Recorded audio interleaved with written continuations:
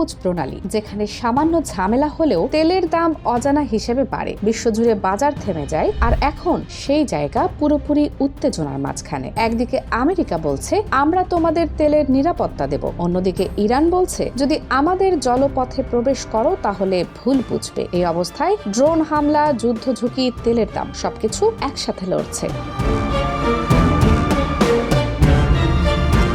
সম্প্রতি মার্কিন president Donald Trump ঘোষণা করেছেন যে তারা হরমুজ প্রণালী দিয়ে যাওয়া তেল ট্যাঙ্কারগুলোকে আমেরিকান নৌবাহিনী দিয়ে নিরাপদে পাস করাবে। এটি শুনে কিছু মানুষ বলছে এটা ভালো কথা, অন্তত অশান্তি কমবে। কিন্তু অন্যদিকে অনেকে বলছে এটা কি যুদ্ধের আমন্ত্রণ? ট্রাম্প বলেছেন যে যুদ্ধের কারণে বিপদ বাড়লে তেলের বাজারে বিশাল অস্থিরতা দেখা যাবে, তাই তিনি যুদ্ধ ঝুঁকি বিমাও ঘোষণা করেছেন যাতে ট্যাঙ্কার মালিকরা ভয় না পায়। এখন অনেক দেশের জাহাজ মালিকরা ঠিকমতো চলাচল করতে পারছে না, ঠিকমতো বীমা পাচ্ছে না। এর ফলেই সবচেয়ে বড় জিনিস হচ্ছে তেলের দাম আবার ঊর্ধ্বমুখী।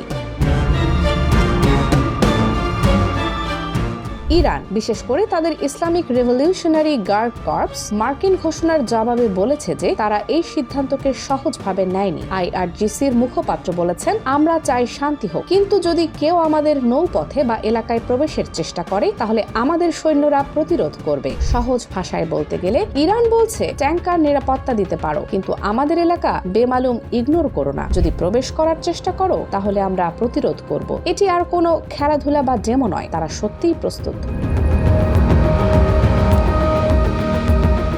শুধু কথা বলেই থেমে নেই ঘটনা। সাম্প্রতিক দিনগুলোতে একাধিক ট্যাঙ্কারে হামলা হয়েছে। বিশেষ করে একটি মাল্টার পতাকাবাহী ট্যাঙ্কারে ড্রোন হামলার খবর এসেছে, যেখানে আইআরজিসি দাবি করেছে তারা ওই জাহাজটিকে সতর্ক বার্তা হিসেবে লক্ষ্য করেছে। এই হামলা শুধু ভয় দেখানোর জন্য হয়নি। আইআরজিসি বলেছে ওই জাহাজটি নির্দিষ্ট নিয়ম অমান্য করে হরমুজ প্রণালী অতিক্রম করছিল, তাই তারা কঠোর ব্যবস্থা নিয়েছে। এরপর থেকে আরও কয়েকটি বড় জাহাজ প্রত্যেকেই হামলার সামনে পড়েছে। এর ফলে জাহাজ মালিকরা ভাবছে এখন কি এই রুটটি নিরাপদ? এই প্রশ্ন বিশ্বজুড়ে সবার মনে ঘুরপাক খাচ্ছে।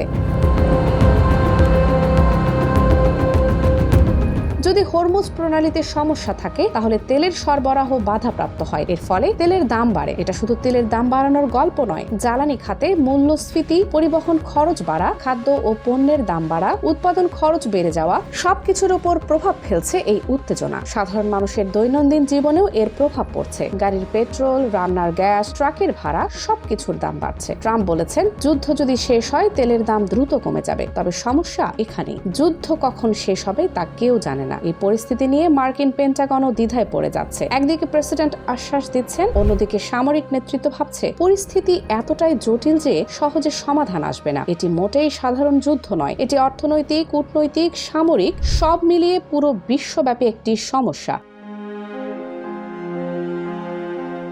হরমুজ শুধু একটি নৌপথ নয়, এখন এটি এমন এক জায়গা যেখানে আমেরিকা চাইছে নিজের শাসন প্রতিষ্ঠা করতে। ইরান বলছে তারা নিজেদের এলাকা নিরাপদ রাখতে প্রস্তুত। ট্যাঙ্কারগুলো ভীত, তেলের বাজার ওঠানামা করছে, আর বিশ্ব অর্থনীতি নড়বড়ে। আজ যে নৌপথটি শান্ত দেখাচ্ছে, কাল সেটা ভয়াবহ লড়াইয়ের জায়গা হয়ে দাঁড়াতে পারে। এখন প্রশ্নটা হচ্ছে এই উত্তেজনা কি দীর্ঘদিন টিকবে, নাকি এর কোনো সমাধান বের হবে? আর যদি এটা দীর্ঘায়িত হয় তাহলে আমাদের পকেটের খরচ, গাড়ির পেট্রোলের দাম, বাজারের মূল্য সবই কি লাগামহীনভাবে বাড়বে তা সময়ই বলে দেবে।